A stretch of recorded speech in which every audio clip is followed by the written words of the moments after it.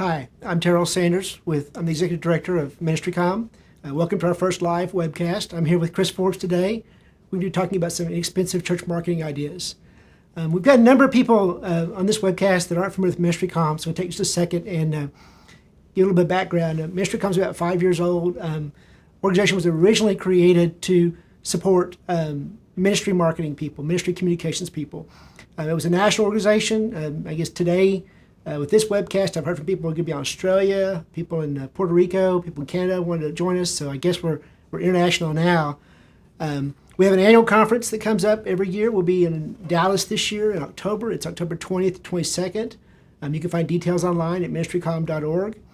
The conference has got some cool stuff besides just the normal educational tracks. We have a megachurch tour where we go to 4 or 5 different area megachurches in the Dallas area and get tours, kind of behind-the-scenes tours of their communications groups. We have a basic training track that's specially designed for people that are new to church communications. There's more information about that on the website. We have a pastor's track this year. A lot of time when our communications people come to our conference, they understand, but they don't think their boss understands communications. And so this year we have a special track just on Thursday for you to bring your boss. We can try and help explain communications and church marketing to senior leadership. We also have on our website over 60 educational sessions, really workshops from past years. You can look at our website on the resources section. Our plan for these webcasts is that we're going to offer them once a month. Right now we're looking at the third Thursday. It's noon here Central Time, Oklahoma. I know it's not convenient time for everyone. We've got people in Australia that I think it's around 3 a.m. for them right now. But these will be recorded, so you can come back and use these at a later time. But that's when the live show will be, is at noon Central Time on the third Thursday of every month. The purpose of this webcast is to provide some educational resources between our conferences. We've always done an annual conference and not always had a lot in between. So we're hoping to provide some more material for people that can't make it to our conference and some material between conferences. The secondary purpose is to support our local groups.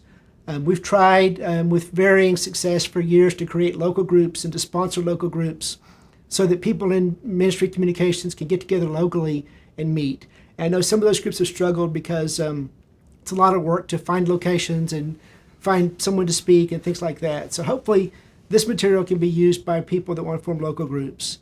And if you're not in a local group, then hopefully this gives you an idea. Maybe next month's webcast, you can get some people together, watch the webcast together, and then have a Q&A of your own at the end. I hope you'll consider that. The format today, we'll have Chris talk to us for a few minutes. At the end of the presentation, we will take Q&A from the chat. If you're watching us online, there's a chat window. I think you have to actually register to talk on the chat. Apologize for that, but that's what happens when you have free software. But if you'll go ahead and use the chat window on the website during the session, then we'll be able to, at the end of Chris's presentation, pull some questions and ask him some questions there. Let me go ahead and introduce Chris Forbes. Chris is an old friend of mine. He's been a friend of MinistryCOM since the very beginning. He's been a speaker for us. He's been a great resource in helping us find other speakers. He knows everybody in the world, pretty much everybody in the world. But he's also worked behind the scenes. He's worked at registration. He's helped me carry boxes. So he's been a great friend. Besides that, he is officially a certified guerrilla marketing coach. Is that correct? Yes. He's co-written a book here on guerrilla marketing for nonprofits, which he's going to talk about today. He's got lots of experience in church marketing, nonprofit marketing, missions field, and he's just been got some great resources. So first of all, Chris, tell us about the book. Okay, Terrell, thank you so much for letting me come out here and share about guerrilla marketing for nonprofits. I've been a fan of guerrilla marketing, like many of us. We've read the books for years, and there's scores and scores of books written by J. Conrad Levinson on guerrilla marketing, and but there's never been one for guerrilla marketing for nonprofits. And guerrilla marketing is ideal for the nonprofit context because it replaces what you normally see big marketing do with money, with time, energy, and creativity. And so we're taking the principles of guerrilla marketing and putting them into the nonprofit context and introducing nonprofits to some of the best ideas from J. Conrad Levinson and contextualizing them for our needs in the nonprofit sector. And now I have a lot of experience in working in the faith sector, but also with general nonprofits. And I'm one of the co-authors. J. Conrad Levinson is, the main author, and then also Frank Atkins, who has a lot of experience in nonprofits and fundraising and understands the needs. So we put this book together. Very excited about the title. In fact, just unveiled the new cover today for the Guerrilla Marketing book here, and wanted to reveal that on this show. And for me, you saw it here. Yeah, you saw it here first. But what I think is what nonprofits need more is they need an understanding of marketing. And problem comes because a lot of nonprofits have almost like a reflex reaction against marketing, as though it's some kind of, maybe it's against their core values, or it makes people do things that they don't want to do. And so I wanted to explain to the reader, Jay, Conrad, and Frank and I, how nonprofit marketing can fit in the nonprofit context. And a few people realize that it's really the secret to greater success in achieving your core mission. Marketing can help you organize. It's not just a few promotional ideas. Another thing about guerrilla marketing that I think in the nonprofit context that people don't understand is that guerrilla marketing is not, because the term, that people think of it as something that's offensive or going to be rude or something that's illegal, like doing something that people don't want to see, or defacing public property or something. None of those things are really what guerrilla marketing is about. If you want to distill what guerrilla marketing really is about focusing on people and understanding people, linking your communication to their needs and attracting them in ways. So guerrilla marketing is more about people than about promotions. If you studied marketing before, the 4 P's of marketing is product, price, place, and promotion. And promotion is only about a fourth of what marketing is all about. And if you look at that, that's a subset of promotion is advertising, and advertising is only a small fraction of everything that you do in marketing. There's so many things that you can do in besides promotion. So the book covers ways to get that guerrilla marketing mindset first, that what Jay calls the guerrilla marketing personality.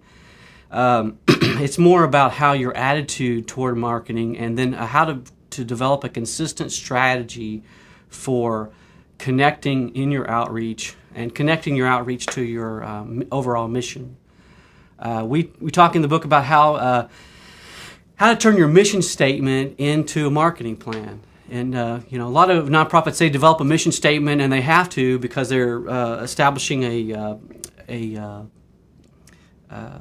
nonprofit status. You have to have a mission statement and explain what it is. But if you've ever read a nonprofit mission statement, it's some of the most boring stuff you've ever seen. And to be honest, you wouldn't expect a Super Bowl ad to be written by a lawyer.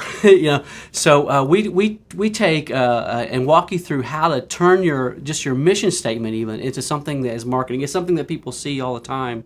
And as a preview, if you can describe in a brief 15, 30 seconds who you are, what you do, and why it makes a difference, you've already taken a step toward making your mission more real to people. And so we walk through in the book how to do that. We also wanted to include, and we have included a lot of how to use new media. Like I'm a big fan of using Twitter and Facebook and YouTube and these things. How do you deploy? We have a list of social media resources that are available to you for free. Most of the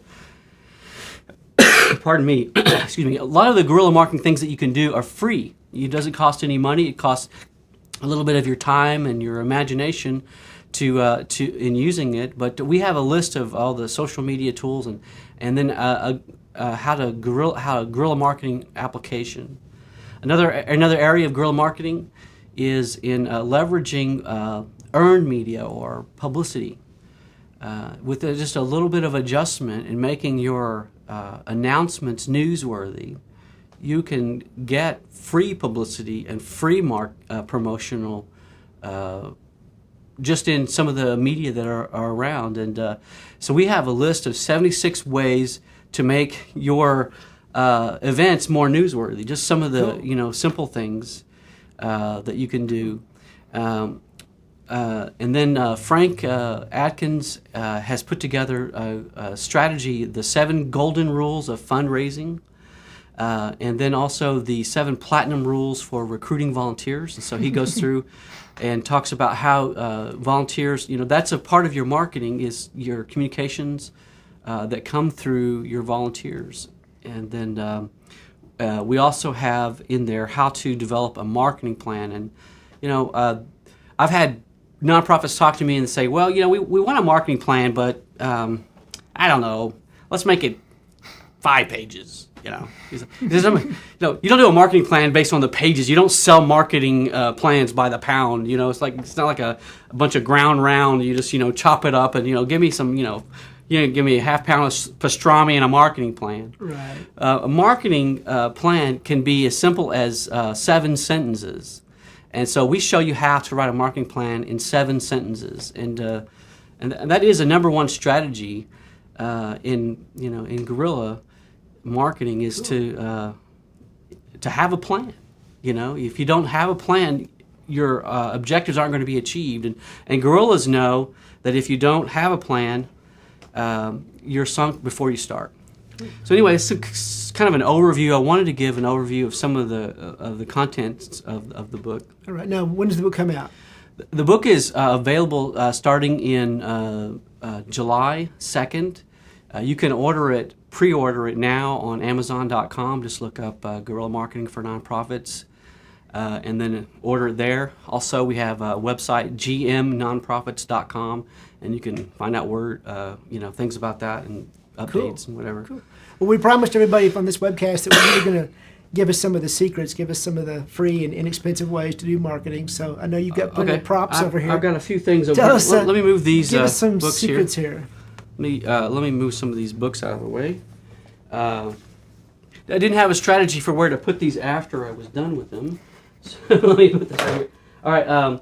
First thing I want to show you just simple strategies for marketing with your organization. Something simple like if you have an organization and you have like a business card. Everybody has a business card, and a few people think about that they could take that business card and make it do double duty, and it can have more about your organization. It can have events, and in this particular case, these are a list of events. Very important central part of this organization was their training events. So everybody who gets the business card also has that schedule and that information along with the website. So if you will take your resources and start rethinking them, so what? Everybody has a business card. But not enough people think creatively about turning that strategy on into a fuller marketing strategy, and for very little money compared to giving them your business card. Then they got to decide to go to your website, and then they've got to go through all the information about your nonprofit to find the calendar page and then to log on. So a lot of that can be handled that way. Another just kind of a quick idea is, we're talking about the faith sector right now. We're talking about churches, and MinistryCOM focuses on ministries. And if you can take your ministry events and you can add a little bit of public relations value to them, then they can go a lot further. Now, I can give you a couple of examples. I'm going to reach over here. One church I worked with was doing a what you call a judgment house, and judgment house, was this kind of a skit that you walk through from room to room. It's like instead of like the stage being stationary.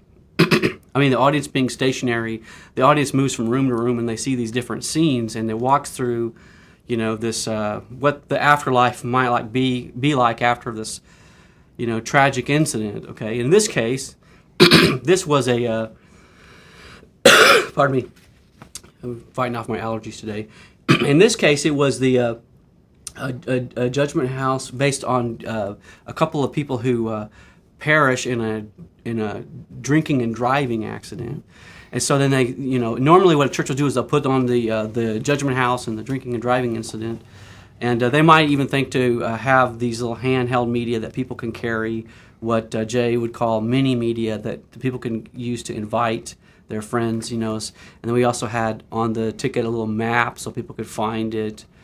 But what we did is on this drinking and driving incident, that's a great social advocacy opportunity for a church to get engaged in discouraging people from drinking and driving.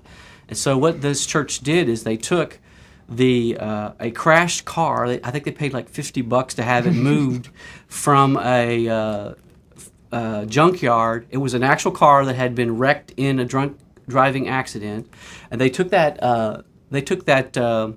car and they took it down to, this is in Stillwater, Oklahoma, and they took it down to where all the bars are, and they put it on the corner as an advertisement, and the people advertised their judgment house. This is a college town, and so they put it out there, and so that people could see the drunk car, and then they would invite people to the event, and they did anti-drinking and driving advocacy using this. Then they did a media release, and then there was a news story, and so people could cover that. And the Judgment House, this was great. They spent a little bit on a poster, a little bit on a card. They did a really good job with the production, and they rented a junkie to put on there on the corner, cool. And that created a lot of buzz. And there were cars going around the corner, waiting for people to go through this little church judgment house. Another year they did the exact same strategy. Only this was a tornado that hits a house, and we turned it into a trailer because that's trailers are like the magnet for tornadoes. So we did tornado safety awareness, and it happened to be that a church member was one of the television storm chasers in the area. So he brought his storm chasing truck, and then while people were waiting in line for their chance to go through and see the walkthrough reality drama, there was an opportunity to do tornado safety awareness, to learn about how to be safe during a tornado.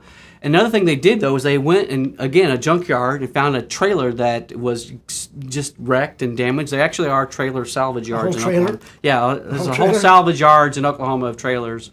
Because we all live in them, in trailers. No, just kidding. Just a joke. Anyway, so they took one of those, and then they took a bulldozer and they wrecked it like it had been, and put it on the church lot. And so every time you drive by, there's like this destroyed tornado, tornado destroyed looking trailer on the lot, and so people go by, and so that's another way just to leverage and add a little PR value. In our book, we talk about different ways to add newsworthiness to what you're doing, and that's another way. I'll give you one more. Watching the time here, looks like the time is we got plenty of time. Now, this is another incident where. In ministries nowadays, everybody's doing these branded sermon series. So they'll do a series of 6, and they'll create a nice branded material. Then they'll send out this postcard. People get the postcard, and then they're like, "Oh, I don't know how to get the big attendance. We send out the postcard, and no one comes." Well, one reason postcards don't work is because postcards don't work. Nothing works. It's the people that work. It's the offer that works. It's what you're offering. And this was a sermon series that the minister wanted to do on tough questions people ask about the faith. And in this case, they wanted to do, like a lot of preachers will go do a sermon series. They'll go to their study. They'll read a bunch of books about questions that people ask. Then they'll write their sermon series, and then they'll put together a nice package and put it out there. and then everybody ignores it, So what we did this time is we started first by asking members of the congregation. They put this little bulletin insert, and in preparation for the sermon series, this bulletin insert said, if you could ask God anything and you knew He would answer you, what would you ask Him? And the church members all wrote those down. So here, now the pastor is going to answer questions that the congregation is actually asking instead of the ones he thinks that they're asking. And then, in preparation for the sermon series, he creates this postcard, and I recommend if you're going to do a postcard to do business reply mail, because business reply mail gets mailed. If you have to go find a stamp, then you add another step and people aren't going to respond, and it's really affordable to do that. Just need a permit, you put a little money down, and then it goes into an escrow account, and then when they come in, and whatever doesn't get used, you get back. But anyway, we created the same survey, and on the survey it asked the question, if you could ask God anything and you knew He would answer you, what would you ask? So people wrote that down, and then the pastor said, if you'd like, we're going to do a sermon series on the 6 most asked questions in our town, and reflecting on the most asked questions that people ask God. And if you would like, we'll send you a free DVD with the sermon on it of the number one thing people ask about God. So then if you want that, no obligations, no one will come bug you. And so they fill out the form, and now the ministry leader has the list of, I think he had like 600 people that he could invite. Yeah. And so he has this list, and he takes this list, and he every week as the sermon series is going, he's going through his 6, leading up to the number one asked question. He can invite them again to hear the message. And so the repetition of being able to go and say, hey, we're on number 5, we're on number 4, we're on number 3. And so you're asking 600 brand new people that aren't involved in your church to come hear your sermon series, and you're answering questions that they already asked, so they're already interested in it. Mm-hmm. They also, just for a little bit, this was a little bit bigger church. It wasn't as expensive as you might think. These are those kind of yard signs that you see that the politicians have. A little wire frame goes in there. They put those, and the church members had those in there with the URL, and people could ask online. They could also ask. They didn't have to mail in the card. They could ask, and they could request the CD that same way. Well, when that went out, they also sent a news release out, and the media are like, "This is great. Can you email the Almighty?" Yeah. So they did a story on the channel, and they took that. What was that movie with Jim Carrey that had the where he was like God for a day or something? Yeah. Bruce Almighty. Yeah. So they took clips from Bruce Almighty, did a really nice package on the evening news. In fact, we ended up wall to wall on the evening news. People talking about the website, talking about the sermon series. And that church, I can promise you, could never have afforded to be advertising their sermon series on all the networks. And then we have an interesting sermon, because these are questions that people ask. Now, after the sermon series is over, the pastor can then take all the questions that are asked, reflect on them in writing, and then create a free ebook or book that he can offer to people in his community. It's the only book in town, the most asked questions in insert town. And so it becomes an opportunity for people to explore spirituality. It gives the minister a platform to establish himself as one of the community experts on spirituality in the community. And all it is just taking a little time to be creative with how you use your media. Now, anybody can go and create a postcard and a logo, and then drive a tank up on the stage or do something wacky like that. But it's when you're scratching people where they really are itching, and in ministry that's very important to meet needs. If I could say this, Jesus, he never had the same presentation and approach for people. When he saw the woman at the well, he didn't have the same thing he said to Nicodemus or the rich young ruler or anything like that. What made the difference? What made the difference is that Jesus considered people where they were, and he adapted the presentation and approach to who they were. So understanding your target audience is a primary, basic Christian principle for ministry outreach. And so it's real important that you can use, as a guerrilla, information is the key, the foundation of creativity. You can't be creative until you really know who you're talking to. So these are, a couple ideas. Cool. And did I think I have another one here? Yeah, I think I did that one. So. Cool. Well, we're going to go ahead and take a break here in just a couple minutes. If you've got questions, you can log into the chat and you can give us our questions. This would be a really good time to do that. We're going to take about a 2-minute break now, and then we're going to come back and take some questions. So thank you very much.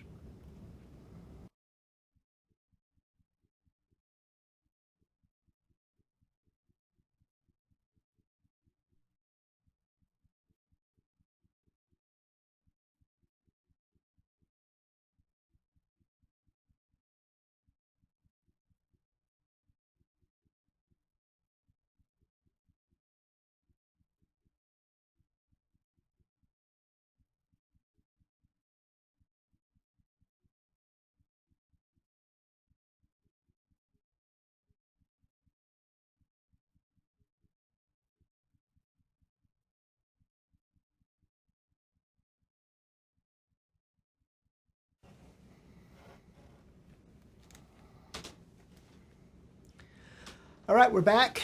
Going to play Grill the Expert now. We got a couple questions here from the internet. If you haven't asked your question yet, feel free to go ahead and sit in. First of all, I wanted to ask, you mentioned in here guerrilla marketing sensitivity. What exactly is guerrilla marketing sensitivity? That doesn't make much to me. Well, guerrillas are sensitive. That means, they like flowers and quiche. And no, guerrillas are aware of their surroundings. Like in guerrilla marketing, people are aware of what people are thinking or fearing, what their hopes are, and they try to be sensitive to what's going on around them in their community. Rick Warren has a saying that I like, that the average McDonald's manager knows more about what's going on in his community than the average pastor. Ouch. So you need to sensitize yourself to what's going on in the community. And another thing, just a simple thing, there was a few years ago a huge interest in the book Purpose Driven Life. And then they had every church had the 40 days of purpose. And then after all that period, kind of dwindled down, a church planter who didn't have any money, didn't have anything, but he did have a bunch of volunteers on tap that could help him, came to me and said, I wanted to do some canvassing with these door hangers. You got these little door hangers with a business reply. And we decided that every church in town, at least I'm here in the South, every church in town had done Rick Warren's 40 Days of Purpose and bought a bunch of those books and had a bunch of them left over.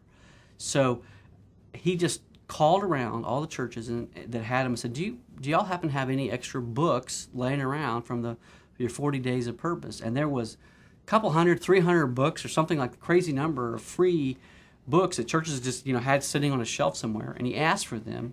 And then what he did is we created this one color card. Didn't cost him anything. So we found the local printer. You can actually get these done at the your local Kinko's or other photocopy place.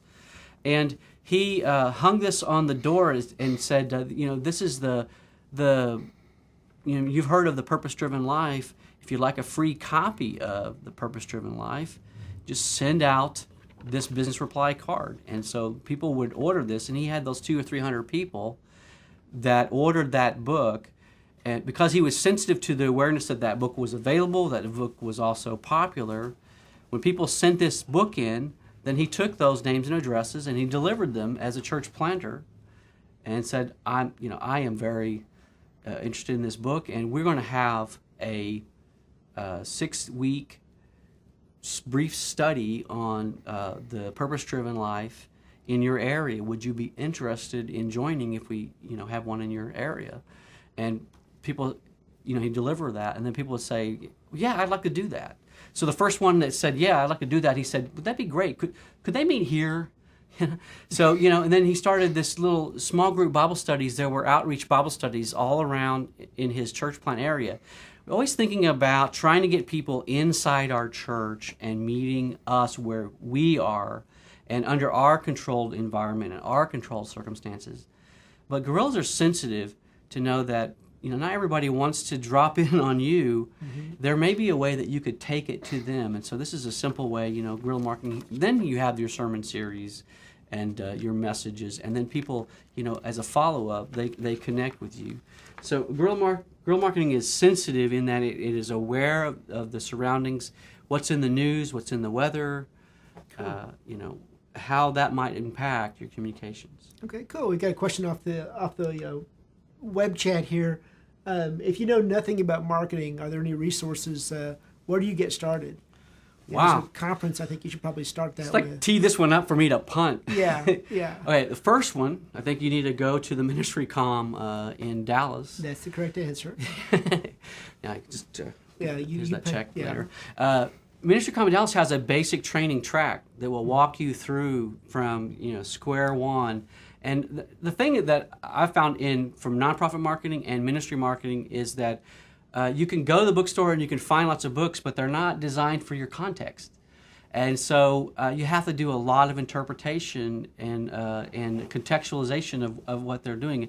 And frankly, I think a lot of churches are missing the boat because they're trying to misapply commercial marketing, and that their churches come off too packaged, and it's the wrong kind of branding that they're doing. And so just go read the latest book by whatever marketing guru is not going to get you where you're going to go.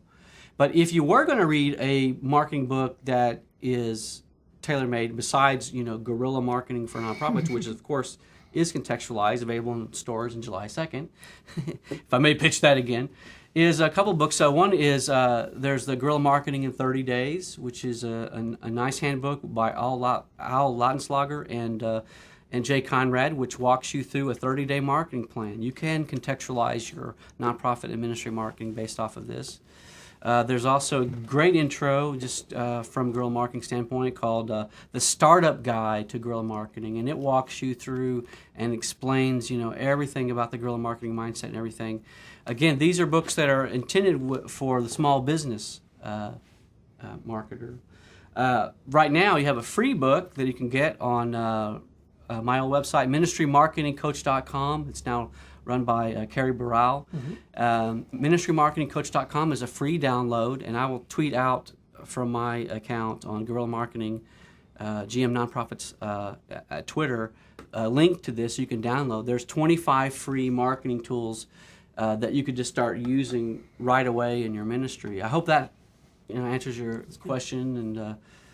And I'll also toss on there in the MinistryCOM website, we have recordings of most all of the sessions from the last 5 years. We have about 60 different topics right now. So as you're picking and choosing different topics, look at the MinistryCOM website.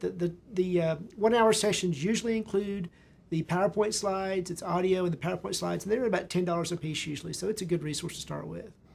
Next question off the website here is, when we're using Twitter and Facebook, how often is too often? When do you start becoming annoying on social media? Any rules of thumb for you there? I don't know, but I think I've crossed that line. I think it depends on relevancy and what you're tweeting and what you're saying.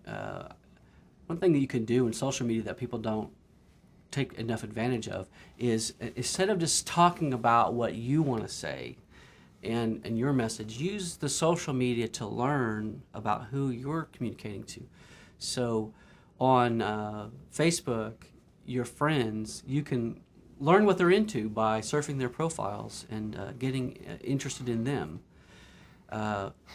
Trick for church planters, if you are a church planter in an area, a lot of times you'll have the demographics from your area given to you, or you'll get those from the census, and you'll study your region where you're going to do a church plant. If you'll take those statistics that you get and go into MySpace, take all the statistics of the average person in your area, enter them as search criteria on MySpace, and then put in your zip code and click browse. You'll have people, faces of the people that you want to use, that you want to reach. So instead of just thinking about how often you want to tweet something or how often you should post, think about learning from people. Now I have a thing called that we started to call the hierarchy of feeds, sort of like Maslow's hierarchy of needs. All right. And I have this pyramid that if you can write this down, and I don't have this as a display, but 4, 3, 2, 1. Okay. When you're on social media, you want to participate. So every day, at least, say 10, 15 minutes a day, spend some time to do these 4 things. Participate with people 4 ways. Like either on Twitter, you can @reply, you can send them a direct message, you can go on Facebook and comment or click like. Participate with the people. One of the things that people get at fault and what makes you annoying is when you're just always talking about yourself. Imagine if you're at a fellowship or a party somewhere and all you do is talking about yourself. That's boring, and no one wants to. Once a person is always talking about themselves, they want a person who listens. So participate, send a message to someone, get to know someone. Another 3 is to network. Add a new person as a friend. You can do 3 things to network. You can introduce somebody to somebody else in your network. People that don't know each other, may not know each other, would appreciate being connected because they have something in common, and you happen to be the one that knows about it. Another way to network is to follow someone else on Twitter that meets the kind of person you want to reach or the kind of person you want to learn from. So that's 4 is to participate. 3 is to network. 2 is to share. Find something that someone else has said and share it with your network. If they put something in your news that you see in your news feed in Facebook, and you like it, don't share it if you don't like it, but share the video, share the content that you see, retweet somebody else's message, and then you're interacting with people, and you're not just like this person who's just annoyingly always talking about yourself. And then at least once a day, do something original. Write a blog post, post a video, update your status. That's where you can be about what you are about. So 4, 3, 2, 1. 4, I'll recap, is to participate. 2, 3 is to network. 2 is to share, and 1 is to do something creative. So I hope that helps. I don't know if it's kind of a rule of thumb as a starting point. As you get to know people, then you'll know, what's too much. Yeah, I hadn't thought about that before. We had a question about is MinistryCOM apply equally to ministries as just to churches? And yes, very much. If you look at the content we've done in the past, all of our content is focused on communications and marketing for faith-based nonprofits. Now, a huge percentage of our market and a huge percentage of our attendees are churches, and so I personally tend to forget and use the word church when I mean ministry. But when you look at marketing, when you look at all the struggles that we have in the nonprofit world. I mean, in the for-profit world, communications and marketing is very easy. You sell stuff, you make a profit. If you make a profit, it's good. If you don't make a profit, you go out of business. In our world, it's different. And so whether you're in a faith-based nonprofit or whether you're in a church, the content here at MinistryCOM, if you look at the stuff on our website, the resources on our website, I think you'll find they apply equally well. About 11% of the United States economy is nonprofit, and a third of that are ministries. So if you have any kind of ministry, going to a ministry conference, that talks a lot about churches, there's still a lot of direct correlation. But even if you don't have a ministry and you're interested in nonprofit work, and you don't mind hanging around with a bunch of preachers and ministry leaders, it's a great opportunity to broaden your network and to learn. I think as one of the guerrilla marketing principles that I believe is that you can become more creative by going to a conference that's completely unrelated to your normal field, and learn. So even if you aren't a ministry, I think you would appreciate it. Now it's again it's a ministry context, so be prepared for preaching and praying and stuff like that. Church stuff, right?